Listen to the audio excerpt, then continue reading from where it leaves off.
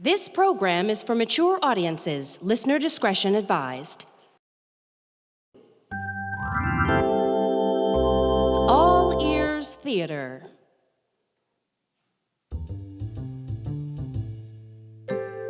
Caught Up in the Circle of Life, Part 2 takes a look at how people's lives sometimes intertwine in secret or unexpected ways. All action takes place in a small neighborhood restaurant, the Pink Lady. Featured in the cast are Nikki Dobos, Mickey Sykes, Shealin Shobowale-Bensen, Jimmie Comer, Zaynee Miller, Jake Burrell, and Jen Hebben.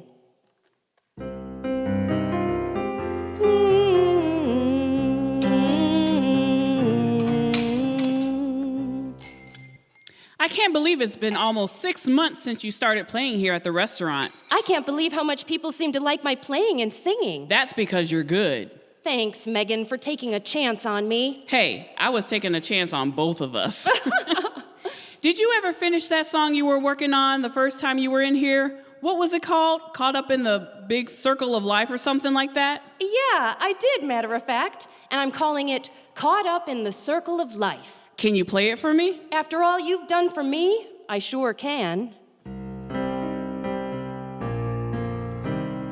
Living ain't easy, life is not fair. Caught up in the circle of life. Got my own problems, why should I care?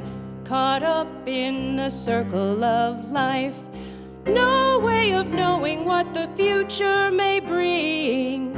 Caught up in the circle of life. 'Cause people ain't always what they seem. Caught up in the circle of life.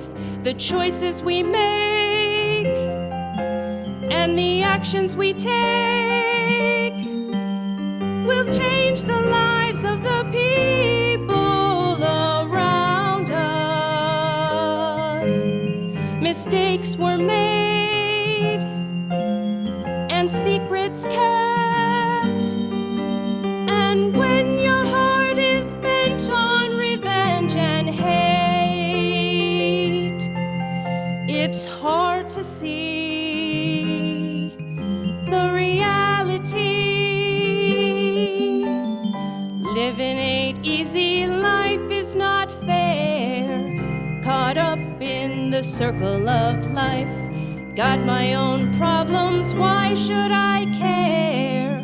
Caught up in the circle of life. No way of knowing what the future may bring. Caught up in the circle of life. 'Cause people ain't always what they seem. Caught up in the circle of life. Caught up in the circle of life.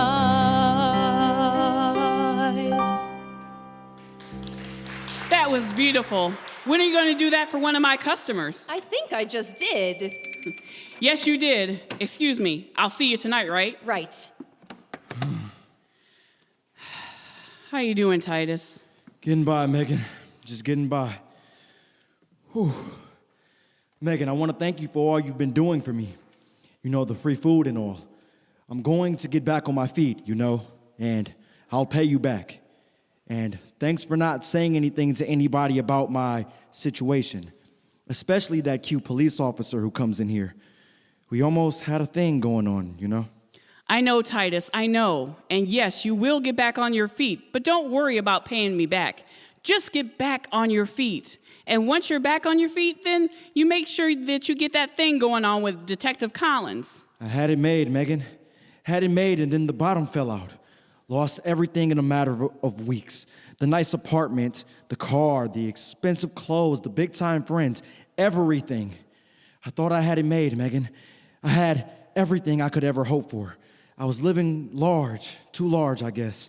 Titus, you had no way of knowing that one of the partners was stealing money from the company and destroying it all in the process. Nobody knew. I was living too large and too fast, Megan, and I failed too hard. Titus, you didn't waste your money. You helped take care of your sister. You bought yourself some nice clothes, a nice place to live, and a car to drive. You only did what any of us would have done if given the chance to make the kind of money you were making. Yeah, but I didn't plan, Megan. I didn't plan. I thought I had time. I thought I would be making that kind of money for a long time. I didn't plan, Megan. The bottom fell out, and I didn't have a safety net. I was living from paycheck to paycheck, spending it as fast as I got it. Titus, there are a lot of us living from paycheck to paycheck, and it only takes one missed paycheck to change our whole life. You'll get back on your feet, son. Don't give up. You've got to be strong. I'm trying, Megan. I'm trying, but I don't know if I'm that strong. Strength comes from within, Titus, and I know you have that strength. I lost it all, Megan. Lost it all because I didn't plan. I didn't plan, Megan. And now look at me. I'm out on the streets living at a men's shelter. I don't know if I can handle this, Megan. I don't know if I can handle it. Look, go back in there and pull yourself together. When you come back out, I got some food and some clothes for you that I got from a resale shop that a friend of mine owns. They are good clothes, Titus, and ain't nobody but me and you needs to know where they came from. I also got you one of those prepaid cell phones. You need to be able to make calls and keep in touch with your sister. Now you go on and back, pull yourself together, and come on back out here and get these food and these clothes. I'll have them sitting right here on the counter, and then get out there and do what you need to do. You're too good to me, Megan. I don't deserve your kindness. Stop talking like that, you hear?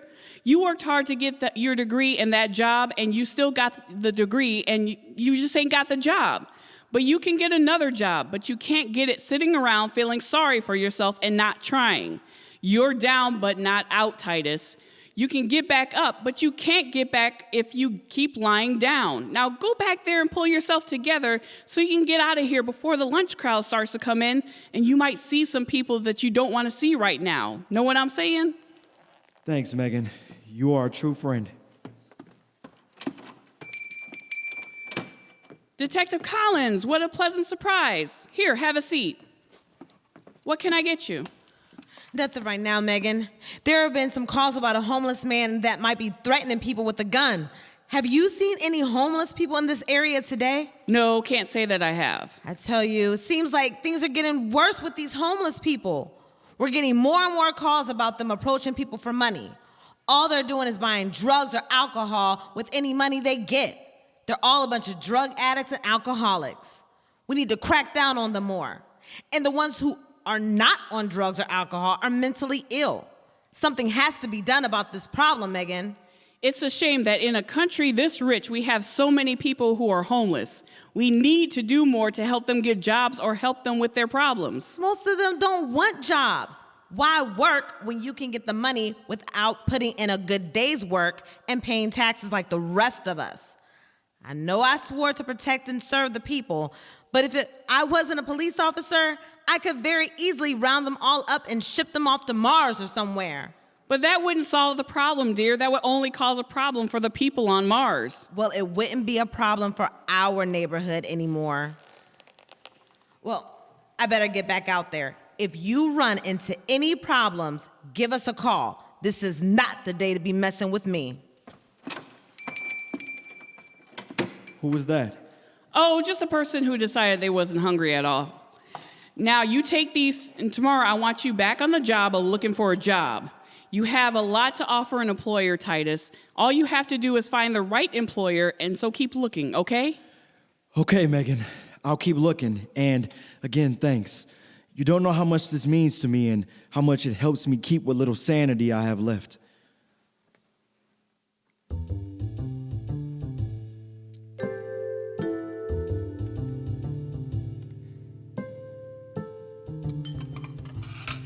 Megan, have you seen my brother today? Yes, as a matter of fact, he just left. Why? What's up? I just got a call at the house with a job offer for him. They want him to come in for an interview tomorrow, but it's just a formality. The job is his if he wants it. They just have to go over some things with him. That's good news. How did that happen? A friend of mine knew a friend of his who works for a small ad agency over on Dent Street who had an employee quit the other day to take a job out of town. My friend's friend remembered him telling him he had a friend whose brother-in-law used to work for Bolden & Associates and was looking for a job. So he called my friend and pretty much assured him that the job was Titus's if he wanted it. And he just wanted him to come in for an interview just to make it official, so to speak. Oh, this is great. We were just talking about him getting back on his feet, and this will surely get him back on his feet. I've been so worried about him lately. It seems like he was giving up. It's as if he didn't care anymore, Megan. I could feel him slipping into a deep depression, and the thing that hurt so bad was I couldn't do anything to help him. After all he'd done to help me, I couldn't do anything to help him. Well, this will get him back on track. Titus is a good man and a hard worker. All he needed was a chance now. He got it. Sometimes it sure pays to know someone who knows someone. Yeah, and having a husband who knows someone doesn't hurt either. This will mean a lot to Titus. I could feel them streets getting the best of him. Titus ain't no street person. Those streets would get the best of him. Drive him crazy even. Well, we don't have to worry about that now, do we? He survived this far, and now he'll be back to work and back on the road to better times. Well, listen, you all better go tell him the good news. He was headed back to the men's shelter to change it to some clothes I gave him, and then go down to the unemployment office to put in some more applications. If you hurry, you can catch him. I gave him one of those prepaid cell phones, but he hasn't activated yet. Otherwise, you could call him. No problem. I want to see his face anyway when we give him the good news. Let's go, Joshua. And Megan, thanks for all you've been doing for Titus. He may have been out on the street, but thanks to you, he was sure eating good. Reverend Swain, what's wrong? You look like you just got some bad news. There's been a shooting a couple of blocks over. I don't know all the details. I know that young policewoman that comes in here was involved in it. Officer Collins? Yeah, that's her. I don't know if she was the one who shot him or not. Did anybody say who it was? Who was it, Reverend? Anybody we know? It was your brother, Titus. What? Did you say Titus? There must be some mistake. Titus was just in here. Are you sure, Reverend? Yes, I'm sure it was Titus. No, there must be some mistake. I wish I was wrong. It was Titus. He's dead. No! Amanda!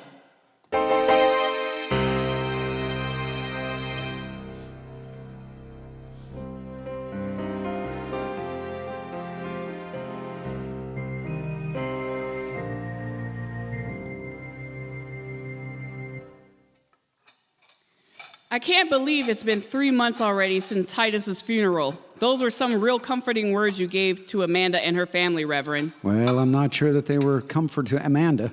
Word on the street is she's seeking revenge against that Officer Collins. But Officer Collins was cleared of any wrongdoing in that shooting. It was the other officer who shot Titus, and he is still being investigated by the department. Well, the department may have cleared her, but I'm not so sure Amanda has cleared her. Well, I hope Amanda doesn't do anything stupid. It wouldn't be smart on her part, and it could only make things worse. It's a shame things turned out the way they did. I mean, Titus was just about to get his life back on track, and believe it or not, I think he and the Officer Collins might have gotten something going on. She sure was interested. Yeah, that was before she found out he was homeless. Has she been in here lately? She's been in 1 or 2 times. Don't seem to be quite herself anymore. I think it did bother her in a way than you think, Reverend. Well, the whole thing is a tragedy. Damn police always ready to shoot, especially when it's a black man involved. And to think, he wasn't the homeless person they were looking for anyway. All they knew was a black homeless man had attacked somebody. So without asking any questions, they shoot first the black homeless man they see. Well, the officer who shot him said he saw him reaching for a gun when he approached him. Wasn't no gun, Reverend. It was a cell phone that I had just given him. And besides, why would you shoot someone as soon as you approach them? How could he be sure that the person was looking for? No, all he saw was a homeless black man, and he shot an unarmed man, an innocent man. I tell you, a black man's life ain't worth a plug nickel in this country, especially in the black community. Titus didn't have a gun, Reverend, just a cell phone that I gave him. God, how I wish I hadn't given him that cell phone. He still might be alive today. Well, maybe so, maybe not. We never know what God's plan is for us.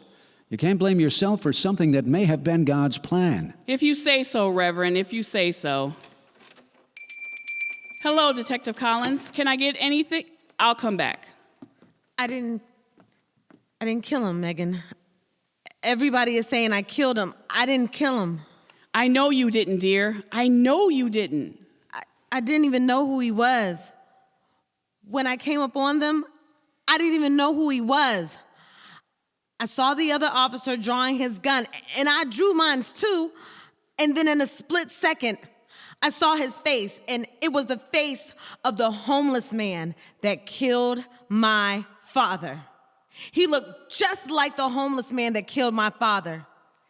And I heard a shot. At first, I thought I had shot him because when I saw his face and he looked like the man who had killed my father, I wanted to shoot him. I wanted to kill the man who had killed my father. But I didn't shoot, Megan. I didn't shoot. I felt my finger on the trigger of my gun. And I was a little girl again, watching that homeless man attack my father. Except only this time, I had a gun, and I could stop him. I could stop that man from killing my father and taking him away from me. But I didn't shoot him, Megan. I didn't shoot him. We know you didn't shoot him, Fiona. It's gonna be all right. It's gonna take some time, but it's gonna be all right. But in the same instance that I saw the homeless man's face that killed my father, I saw Titus's face, and that's what stopped me from pulling the trigger. I saw his face, and I recognized him. I saw him as I had seen him in the restaurant. I saw us being together, having dinner, sharing a laugh, even making love. I saw all of that in an instant before I heard the shot and saw him fall on the ground. I couldn't do anything to help him. I couldn't stop the other officer. I tried to speak, tried to say, no, don't shoot. I know this man. I tried to say something and nothing came out, and then it was too late and he was lying on the ground. You did all that you could do. You didn't shoot him. You couldn't stop the officer because you had no control over his actions. And besides, things were already in motion when you arrived on the scene. And like you said, it all happened so fast. Don't beat yourself over something that you had no control over. Something you could have stopped anyway. Shh. Look. Why don't you go in the back there and pull yourself together? Shh. Go on. Go pull yourself together right before you try to go back out on these streets. You're not in any shape to go out there on those streets right now. Shh. Go on. Take all the time that you need. Poor child. She is torn up behind this. This is having an effect on her that no one can begin to understand. Like you said, it's going to take some time. Looks like time just ran out. You sure this was a good idea, coming here today? I can't stay away from here forever. And besides, I miss Megan's cooking. I still can't believe he's gone, Joshua. I keep waiting to hear that little crazy knock at the door that he used to do, or come in here and see him sitting at the counter over there where he used to sit. It's also unreal. It's like a dream that I'll wake up from, and he'll still be here with us. I know, baby, I know. It's not fair, Joshua. Him being taken away from us, and just when he was about to get his life back straight, it's not fair. It's all a part of life, baby, the fair and the unfair. It all comes with this thing we call life. You know what else is not fair? That policewoman is still walking around here while my brother is dead. She should be in jail or prison. Better yet, she should be dead. She killed my brother and she's walking around scot-free. She should be made to pay. Come on, Amanda, you gotta let this go. Let it go? My brother is dead and you say I gotta let this go? I won't let it go until she pays in some way. She didn't fire the shot that killed Titus. In fact, she didn't fire her gun at all. She was there. She could have stopped the other officer. According to what everyone is saying, she didn't have time to even say anything to the other officer. It happened too fast, baby. She couldn't do anything but do like everyone else and watch. I'm sure if she could have stopped it, she would have. What makes you so sure she would have? What do you know about her? I don't know anything about her. She just seems like a good cop and would do the right thing if she had a chance to do it. Everybody knows she doesn't like homeless people. What the hell? It's her? It's her? She has the nerve to show up here? You should be locked up. Better yet, you should be dead. Take it easy, Amanda. Take it easy? You want me to take it easy while the woman who killed my brother is flaunting it in my face? I didn't kill your brother. The other officer shot him, and there was nothing I could do to stop it. If I could have, I would have. You should not be alive. I should kill you. You don't deserve to be alive. Now, calm down, Amanda. This is not helping matters any. The officer here was cleared of any wrongdoing. She didn't kill your brother. Take your hands off of me, you of all people. Amanda, the Reverend is only trying to help. Trying to help? He's trying to help himself to Megan. What are you talking about, Amanda? He knows what I'm talking about. No, I don't know what you're talking about. You know what I'm talking about. Don't you play dumb with me. And don't you go nowhere. I'm not through with you. But first, I need to tell this so-called man of God what I think of him. Okay, Amanda, that's enough. No, it's okay. Let her talk. I know what you're up to, coming in here every day, checking Megan out. I see the way you look at her, watching her every move. I know what you're up to. You ain't got but one thing on your mind. So don't be trying to tell me to calm down. You're the last person I'm gonna listen to. You should be ashamed of yourself. First of all, because you are man of the cloth around here lusting after young women. And secondly, you're old enough to be her father. I am her father. What did you say? I said, I am your father. Whoa. Hold on, Reverend. My father is at home right now. I just talked to him a few minutes ago. I don't know what kind of joke you're trying to play, Reverend, but the joke's on you. It's no joke, Megan. I didn't want you to find out this way. Ever since I've been coming in here, I've been trying to find a way to tell you. Remember when you asked me about my life and I told you that my wife died at childbirth and that I gave the child to my wife's sister and I dropped out of the child's life? Well, that child was you, Megan. The lady you now call mother is my wife's sister. I gave you to her and her husband to raise. Mildred is your mother's name, isn't it? Yes. Well, Mildred didn't really care that much for me anyway. Always thought that your mother could have done better than marrying me.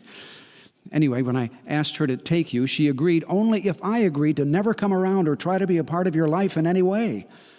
I'm not very proud of it, but I agreed to do what she asked. I wanted the best for you, and I was also still grieving over the death of your mother. She was and still is the only woman I ever loved. I know it wasn't the right thing or the fatherly thing to agree to and do, but I wanted you to have a good home, a good life, something that I knew I couldn't give you, but Mildred and Harold could. So I let them become your parents, and I stayed out of your life. But I always knew where you were and what you were doing. And then you took over this restaurant, I started coming in here. It was my way of being close to you, of being in your life. I told myself that one day I would tell you. I kept telling myself that one day I would tell you, but I never could get up the courage to do so. I didn't want it to come out like this. So if you saw me looking at her, watching her every move, it was not with lust, but with pride. Too bad you can't tell the difference between the two. Okay, wait a minute. This is all too much, too unreal. This has got to be a dream, and the sooner I wake up, the better. It's no dream, Megan. It's the truth. But why didn't you say something? Why did you wait all these years? Sometimes we let things go for so long, it's either harder to say them or it's better not to say anything. And besides, I didn't have the courage. I was too weak of a man. I was weak. I gotta sit down. This is too much for me to handle right now. I don't know what to say or do at this point. This is just too much. Look, I hate to break up this family reunion and confession session you all got going on here, but I am truly sorry about your brother. I would have never done anything to hurt him. In fact, I had a crush on him. You must believe me when I say I would not have hurt him. And if I could have stopped what happened, I would have. I truly am sorry. Sorry ain't good enough. Sorry won't bring my brother back. My brother is gone and you're still here talking about you're sorry? It ain't enough. It ain't enough. Come on, Amanda, let's go. This is not the time or place for this. You can't bring Titus back, and you don't want to do anything that is going to cause you more problems. Let it go, baby. Let it go. I can't let you destroy the lives of two women I care about. Wait, hold up. What did you just say? I said I can't let you destroy the life of the two women I care about. That's what I thought you said. But why should you care about this heifer? Tell me, Joshua, why should you care about her? I'm the one who lost a brother, or did you forget?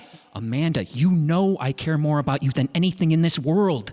I'm just saying that Detective Collins here was cleared of any involvement in Titus's death, and that she should be able to move on with her life. No, that is not what you're saying. You said you couldn't let me destroy the lives of two women you care about. And I'm saying, why should you care about her? What is she to you that you care so much about her? Tell her, Joshua. Now is the time. If ever there was a time to tell her, this is the time. Tell me what, Joshua? My real name is not Joshua Larson. It's Joshua Collins. Wait a minute. That's her last name, too. Are you trying to tell me you were married to this woman before you married me? Joshua, are you and Fiona related? I don't know this man. I've seen him in here from time to time when I've stopped in, but I don't know him. This is the first time that I have had any kind of verbal communication with him other than maybe a hello or two. Joshua, now is the time. I never thought I'd be agreeing with him, but he's right, Joshua. Now really is the time. Unlike the Reverend here, I kept my secret not because I was weak, but because I made a promise to my mother. When my father was killed, my mother was left with 2 young children, me and my sister. I was just a teenager, and my sister was a toddler. My father didn't leave us much because, at the time, he didn't have much. He was just a working man, trying to make ends meet and take care of his family. So, in order to help out, I took to the street, hustling, and eventually, I got into the drug game, became one of the top drug dealers in the city. Something I'm not proud of, but something I had to do to help support my mother and sister. For a long time, I was able to keep my drug dealings from my mother, and when she did find out, I think she turned a deaf ear because I was helping her feed and keep a roof over my sister's head. I also paid for my sister's education so she could go to college. But once my sister finished college and decided she wanted to become a police officer, my mother didn't want my criminal activities to mess up her chances of doing so. So she asked me to disassociate myself from her and my sister because of my drug activities. And she even stopped taking money from me. I promised her I would, so I changed my aim and stopped coming around her and my sister. My mother told my sister that she didn't know where I was or how to contact me, so in time, I was completely out of the picture. Eventually, I got out of the drug game, cleaned up my act, went to college myself and became a whole new person and left my past behind me. But even though I had changed my name and gotten out of the drug game, I still didn't want my criminal past to come back and hurt Fiona in any way. I did reestablish contact with my mother, and we agreed to keep my secret a secret until we felt it would be the right time to tell you, Fiona. To tell her? What about me, Joshua? When are you going to tell me all of this? I'm your wife. How could you keep me in the dark? How, Joshua? I wanted to tell you, baby, and many times I made an attempt to, but my mother would always talk me out of it and ask me to keep it between me and her because she didn't want anything to mess up Fiona's career in law enforcement. You and I were doing fine. Our life was good and our marriage great. So I did what she asked, even though deep down inside, I knew I should have told you. And what about me? Didn't you ever want to tell me? I often wondered about this brother I was supposed to have, but didn't nobody know where he was. Every time you walked through that door, I wanted to tell you. You may not have known what I was doing, but I knew what you were doing. When you graduated from college, I was there. And I was there when you graduated from the police academy, too. I've always been there. You just didn't know it. I wish you had told me this before now. I wish I had too, Fiona, but I promised Mama I wouldn't say anything. This is all too much to take in right now. I find out I have a father that's been right in front of me all this time. Fiona finds out she has a brother who she didn't know anybody know who he was. Amanda finds out she has a sister-in-law. This is too much. I can't believe all this is happening. What is going on here? Are we in the Twilight Zone or something in one of Tyler Perry's plays? We all just caught up in the circle of life, Megan. It happens. One secret kept leads to another secret kept. And pretty soon you don't know how to tell the truth. Or you feel that by telling the truth, you might just hurt the person more than you help them. But you are a preacher. How could you keep something like that from me? I may be a preacher, but I'm also a father. And I saw the life your aunt and her husband had given you, and it was by far more than what I could have given you. So I hid my weakness and told myself it was better this way. This is unbelievable. Here we all are, seeing each other every day almost, and not knowing any of this.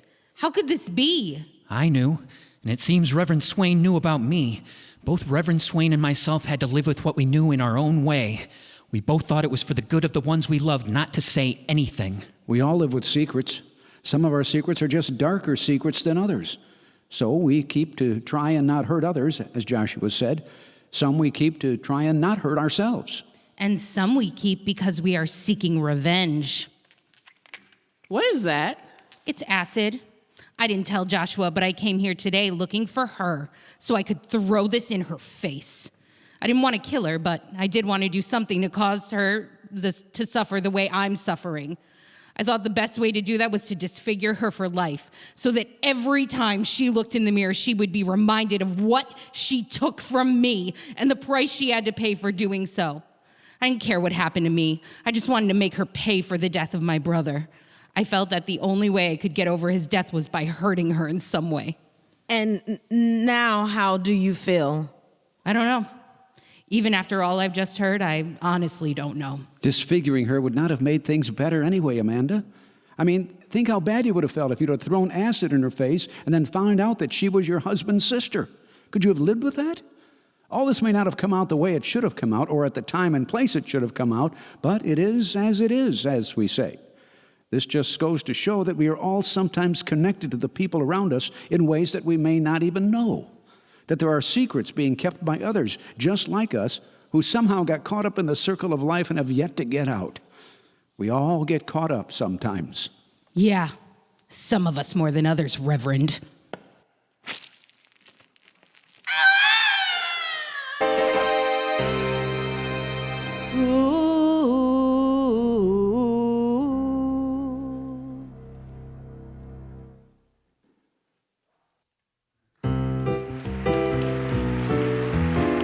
You have been listening to Caught Up in the Circle of Life by Buddy Hanna. The show was directed by Marissa Daniel Harrington, with sound engineering by Lester Batts of Sound Solution and Martin Clem of Kalamazoo Recording. The music was composed by Hal Hobson Morse and performed by Hal Hobson Morse and Brent Decker.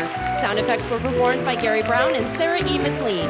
This nonprofit performance was performed at KNAC, formerly the First Baptist Church, and is copyrighted by All Ears Theater, with all other rights reserved by the author. Any resemblance to persons living or dead or characters, names, places, or incidents is purely coincidental. This is your announcer, Jen Hebben, thanking you for listening and inviting you to visit us again for another All Ears Theater production.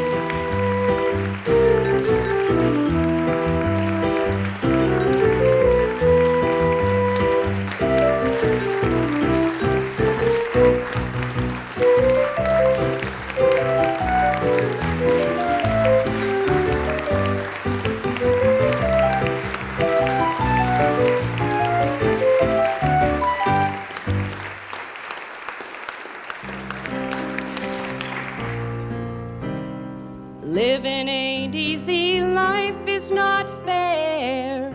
Caught up in the circle of life. Got my own problems, why should I care? Caught up in the circle of life. No way of knowing what the future may bring. Caught up in the circle of life. 'Cause people ain't always what they seem. Caught up in the circle of life. The choices we make and the actions we take will change the lives of the people.